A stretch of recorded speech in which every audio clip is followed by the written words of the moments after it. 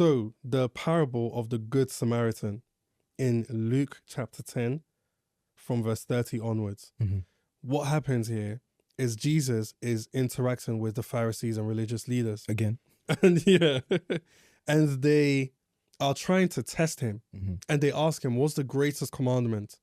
And he says to them, love the Lord thy God with all your heart, all your mind, all your might, all your strength. Yeah. Love your neighbor as well. Because they're realizing that the test in him is not working, they want to justify themselves. So one of them says, and who is my neighbor? Yeah. And he's assuming that some people are not his neighbor in asking that question. So Jesus goes on to tell this parable. Jesus replied with a story. A Jewish man was traveling from Jerusalem down to Jericho, and he was attacked by bandits. They stripped him of his clothes, beat him up, left him half dead beside the road. By chance, a priest came along, but when he saw the man lying there, he crossed to the other side of the road and passed him by. A temple assistant, in other words, a Levite, walked over and looked at him lying there, but he also passed by on the other side. Then a despised Samaritan came along, and when he saw the man, he felt compassion for him.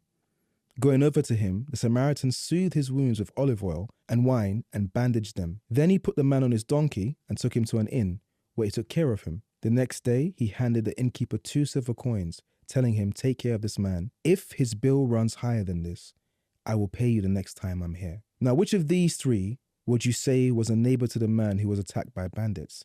Jesus asked. The man replied, the one who showed him mercy. Then Jesus said, go now and do the same. Everyone knows the story. It's a common saying, just be a good Samaritan to religious people, like and unlike. The Samaritan, if you haven't heard of him, or heard of them rather, would be someone who shares the same ancestral makeup as a Jewish person, but they diverged based on a few religious practices. Initially, they were Jewish, so they were from the north, and then the south would be the Jewish people of the time where the Pharisees would be a part of. The Jewish people had seen them as heretical because they had separate, slightly different religious practices that diverged over time, which meant that they're seen now as below them, despised, as a heretic. So that's why it says despised Samaritan.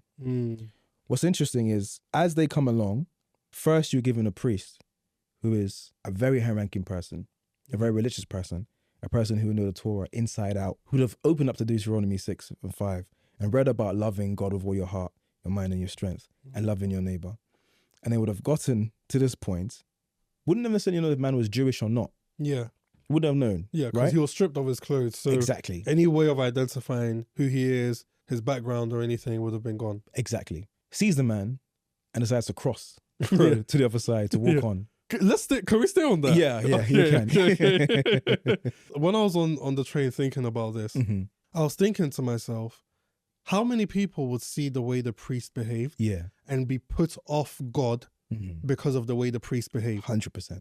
And to me, and I don't want to sound insensitive, but to me, it just doesn't make sense. Yeah. You don't take a representative and judge the person based on the representative, especially if all you've heard about the person is good things. Yeah. Am I making sense? Yeah, you're making sense. If we look at people, I see this a lot in comments on social media where people reference Catholic priests who have historically been caught up in a lot of things that are sinful. Unsavory, yeah. Just like crazy wild things that even like an unbeliever wouldn't do. They use that as a way of judging Christianity and judging God. And I wonder to myself, somebody doing something bad, like an employee in a company doing something crazy on the road, doesn't reflect the company. It reflects that individual person's value system.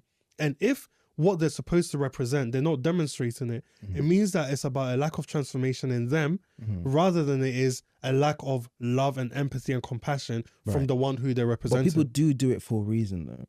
Do what? It is judgmental, it is wrong, but people do it because they have expectations. They have expectations and I understand that. Yeah. That's reasonable. If someone's put themselves in an office of a priest, a pastor, a bishop, a prophet, an apostle, whatever it may be, we should have expectations.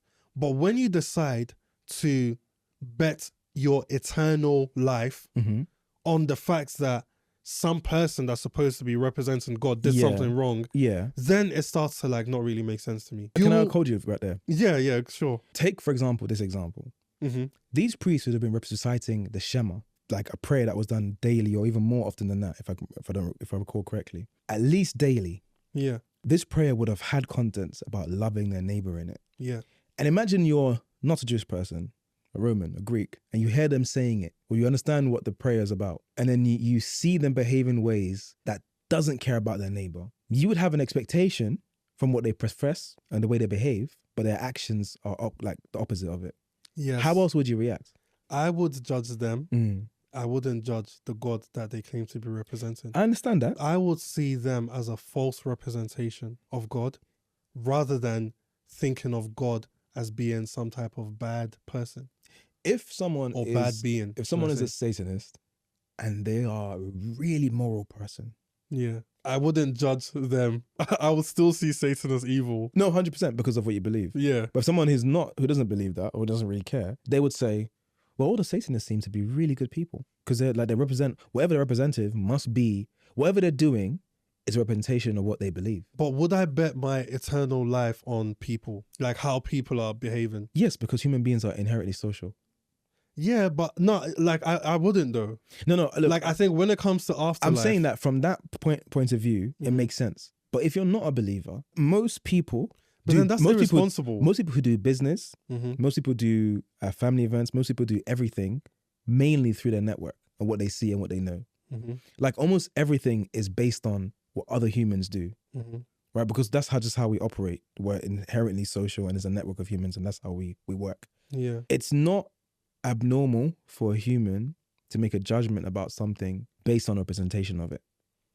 That's why when a company sends someone, a child leaves school and they're wearing the school uniform, the teachers and the head teachers are adamant on the way that they behave because they're a reflection of the head teacher's rules. Don't get me wrong. Yeah. I understand and agree with what you're saying. Yeah, I know. But I think that it's too big of a gamble to do. I understand what you're saying. Yeah, it's like I don't know. Like when I see that and I see people hating God because of these things that they've seen people do. Yeah, I'm just like, come on, like I hear you. But I get it. I get it. Like I'm not saying I don't get it. I get it. Yeah. But I also just feel like I understand what you're saying. I understand why they do it. It makes sense. It's a rational thing for humans to do. Yeah. What the reason they crossed the street also to add some more context is that this man could have been dead, and there were two facets to consider for religious practice there. If they had touched something that was dead, it would be something that's unclean, which means they'd have to go for a ritual cleansing of like 7 days. And it would be costly. And inconvenient. Yeah. So you can imagine, do you know what I mean? Yeah. So both the assistant priest and the priest would have both known that and said, it's easier to leave this person to suffer. They'd probably be dead anyway. I can imagine that being a thought process. The person coming along who you despise and say is a heretic, who has wayward religious practices, stops, looks, and gives compassion to a Jewish man. He may not have known that initially, but at some point he might have gathered that he was Jewish. At no point does he stop giving him care. Puts him on his donkey. So he walks the journey. He then pays for his lodge. He also looks after the man. Then he goes as far as to say, if he still needs more time here, I'll pay for it. The man he despised the most. And furthermore, what is interesting is that a Jewish person seeing this, or rather hearing this, would have put the Samaritan on the lowest social scale that you can. Yeah. Position, rather, that you can put him in. In the same way that the prodigal son was on the lowest rank when he was in the pigsty. Yeah. Yet it's the one who is on the bottom of social ranking that shows the most compassion. And I thought that was it is so emblematic of the world in general. Yes. Some of the least privileged people, or rather the most despised people I've ever met in my life, or marginalized, have the most care and compassion. Yeah. Does that make sense? No, it's crazy. Like it is so common that I almost think because of whatever they've suffered, they've learned how to love because they understand the pain of being marginalized, being downtrodden. Sometimes, I'm gonna say this again. I know, here I go again with suffering. Yeah. But I really do believe, it's not believe, it's scriptural. Suffering is necessary for you as a Christian. It's absolutely necessary and it's good for you, right? But I wonder sometimes if we go through intense suffering because we need to develop compassion. I think we do. Yeah. Otherwise, we end up like the older brother. Yeah, I think we do, because I think that it's character formation. Yeah. And it's mind formation. Because unfortunately, a lot of people, like Jesus didn't have to experience every bad thing in the world to be super compassionate to all the people around him. Right. So when he sees someone who's sick, it says he was moved with compassion and then he healed them. Yeah. So he's the embodiment of like a perfect person. If we are able to allow God to transform us, like in a really deep way, we would require less suffering to bring about that transformation. Yeah. There would still be suffering, but it would be less. Yeah. But because we don't allow God to transform us through his word so that we can be perfected, at least to some extent, we require the suffering to do it for us. Yes, If you get what I mean. Because we're too stubborn otherwise. Yeah. And just to a point you were saying earlier, I remember just a few days ago going to Tesco and I needed the trolley, but you had to put £1 in to get the trolley out. And I didn't have £1. And a homeless person lying on the floor offered me £1 to put in the trolley. And I stood there for like 10 seconds looking around because I was thinking to myself, I can't possibly take £1 from a homeless person. Do you get what I'm saying? I'll send you the link. I was shocked at the gesture. Yeah. So I had told them to give me like a laundry list of things you want from the shop. Yeah.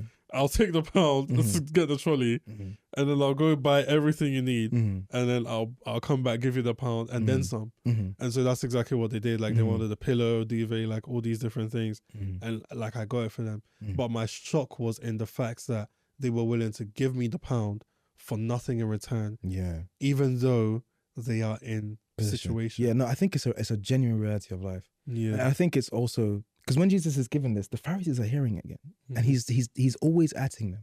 He's always being direct to them, because it's those people who are in position of power, authority, who have means or the ability to influence things that need to hear these things the most. Yeah, it's not that the power necessarily corrupts you immediately, but the comfort can. And the final thing I'll say about this parable is what's so interesting is I don't think the Pharisees will have an issue about loving your neighbor and loving God.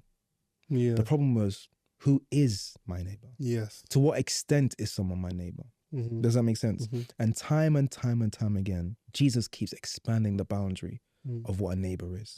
Every time, beyond what they're thinking, exactly. To the point that it's very easy in even today for you to think that your neighbor is a certain people group, and it doesn't have to be race anymore. It can just be a cultural sharing. It can just be, we're in Britain, British people, people who are local to us.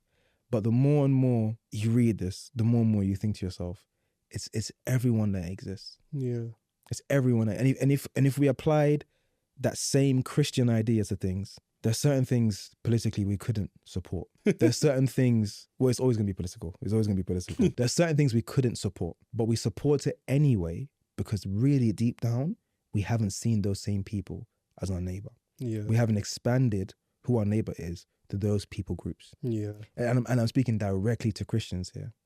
It can seem like there's only one set of peoples who are actually our brothers and sisters, but according to Jesus, really is everyone.